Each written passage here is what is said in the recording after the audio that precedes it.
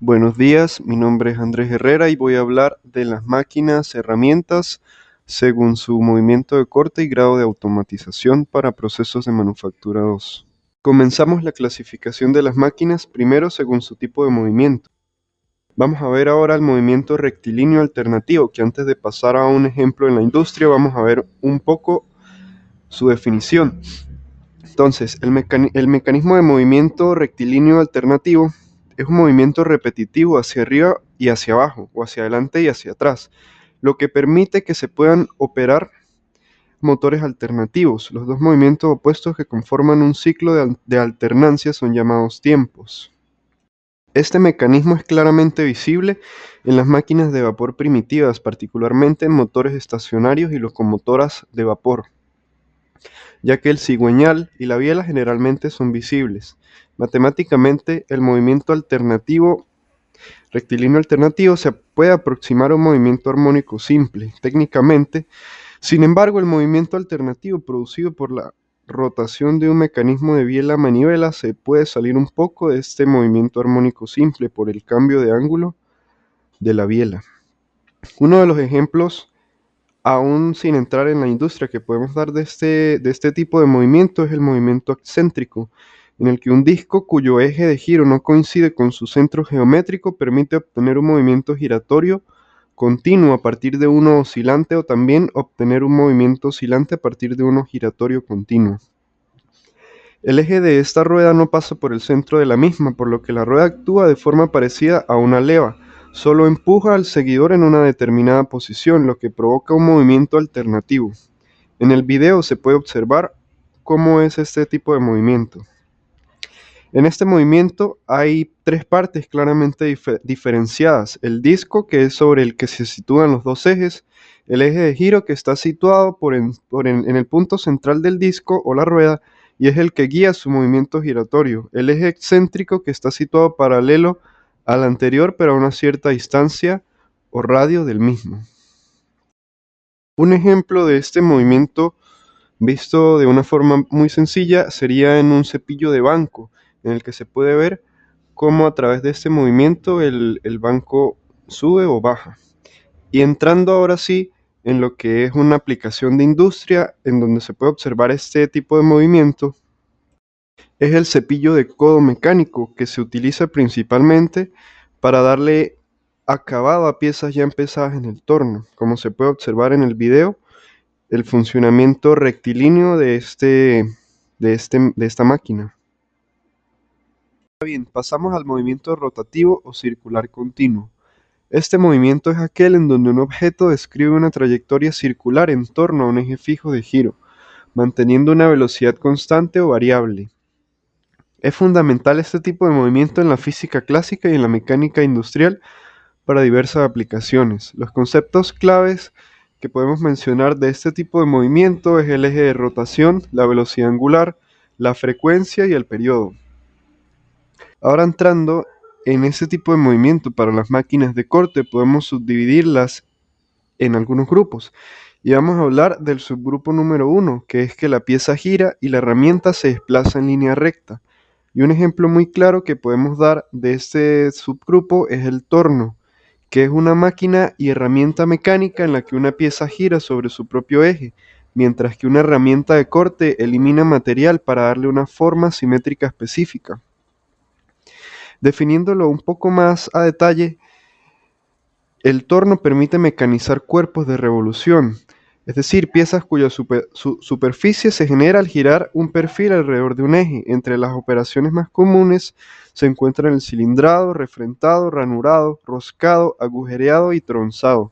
Su funcionamiento se basa en hacer girar la pieza, mientras una o varias herramientas de corte avanzan sobre su superficie, arrancando material en forma de viruta bajo condiciones adecuadas de velocidad, avance y profundidad de corte. Ahora entrando más en detalle de qué componentes forman el torno, tenemos allí en el video la imagen de un torno convencional y vamos a empezar a ver qué partes tiene de izquierda a derecha. Empezamos con la caja Norton, que es un mecanismo integrado en los tornos paralelos que permite modificar la velocidad de avance del carro portaherramientas y el paso para realizar roscas. Funciona como una caja de cambios prácticamente. Mediante un sistema de palancas se seleccionan distintas combinaciones de engranajes sin necesidad de cambiarlos manualmente. Luego está el husillo. El husillo es el eje giratorio principal ubicado en el cabezal de la máquina. Sostiene y hace girar la pieza de trabajo. Luego ahí está el plato, que es un accesorio fundamental de sujeción. Su función principal es de sostener, centrar y hacer girar la pieza de material mientras el torno la mecaniza. Luego está la torre portaherramientas, que es el dispositivo ubicado sobre el carro auxiliar que sostiene y fija la herramienta de corte. Permite montar varias herramientas simultáneamente, ajustarlas al ángulo de incidencia y cambiarlas rápidamente sin interrumpir el proceso de mecanizado.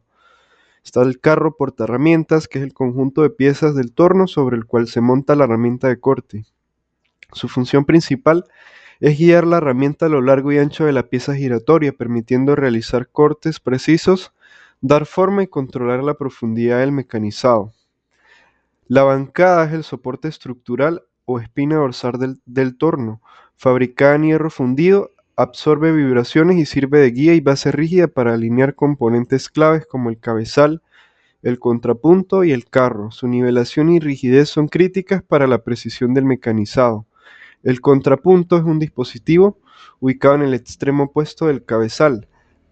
Su función principal es de proporcionar soporte y estabilidad al extremo libre de una pieza de trabajo larga o delgada, evitando que se doble, vibre o salga despedida durante el mecanizado. Pasando ahora al subgrupo número 2, en el que la herramienta gira y la pieza se desplaza, tenemos un ejemplo muy claro, la fresadora, que es una máquina utilizada para mecanizar materiales tales como metales, plásticos o madera por arranque de viruta. Funciona mediante una herramienta de corte llamada fresa que esculpe, perfora o da forma precisa a la pieza de trabajo. Mediante el fresado se pueden mecanizar los más diversos materiales como madera, acero, fundición de hierro, metales no férricos y materiales sintéticos, superficies planas o curvas de entalladura, de ranuras, de dentado, entre otras. Además, las piezas fresadas pueden ser desbastadas o afinadas. En las fresadoras tradicionales la pieza se desplaza acercando las zonas a mecanizar a la herramienta, permitiendo obtener diversas formas, desde superficies planas a otras más complejas. Vamos a entrar en detalle ahora de las partes que tiene una fresadora. Comenzando con la base, vemos arriba la palanca del eje Z, luego la caja del sistema eléctrico, la palanca del eje Y. Vemos arriba el volante para el movimiento sobre el eje X, vemos la mesa, la lámpara, el husillo, vemos arriba el encendido y paro de la fresadora. A un lado de ella está la cabeza y encima está el motor. Vemos más hacia abajo la manivela para bajar el husillo con la fresa, el torpedo, la columna, el volante para el movimiento sobre el eje X y abajo el encendido y paro de la fresa. Pasamos ahora al subgrupo número 3, que la herramienta gira y avanza en su propio eje de rotación. En este subgrupo podemos ver un claro ejemplo a la mandrinadora o mandriladora, que es una máquina herramienta utilizada para agrandar, alinear o refinar con alta precisión un agujero cilíndrico que ya ha sido perforado o fundido previamente, además de mejorar el acabado superficial y la exactitud geométrica permite crear roscas interiores. Se observa en el video el funcionamiento de una mandriladora. Ahora vamos a pasar a la clasificación de las máquinas según su grado de automatización. Tenemos a las máquinas manuales, que son las vistas anteriormente, como el torno convencional, en donde el operario interviene en el cambio de herramientas, cambio de velocidad y tiene que hacer mediciones constantemente. En resumen, la máquina depende totalmente del operario. Pasemos ahora a las máquinas semiautomáticas, que en este caso podemos ver un claro ejemplo al torno revólver, en donde una torreta gira para cambiar de herramienta rápidamente, pero requiere que el operario la accione. Su característica principal es un carro portaherramientas en forma de torreta giratoria que permite cambiar rápidamente entre diferentes útiles de corte, como brocas, machuelos y cuchillas sin detener la máquina, que es su gran ventaja frente al torno convencional. Ahora pasemos a las máquinas automáticas. Podemos ver un claro ejemplo en el torno automático monousillo o de levas, que se utiliza para la producción masiva de piezas pequeñas y simétricas con alta precisión, como tornillos, pasadores, ejes de relojería o conectores de bronce. Este torno funciona sin computadora y en lugar de un software que le dice al motor a dónde ir, esta máquina utiliza un árbol de levas, que es un eje con varios discos metálicos con formas irregulares o grapas. Y a medida que el eje central gira lentamente, las levas empujan mecánicamente unas palancas y carros portaherramientas. La forma geométrica tallada en la leva es la que determina físicamente la profundidad del corte, el avance y el tiempo que la herramienta pasa tocando la pieza. Un tubo alimenta una barra larga de metal por la parte trasera.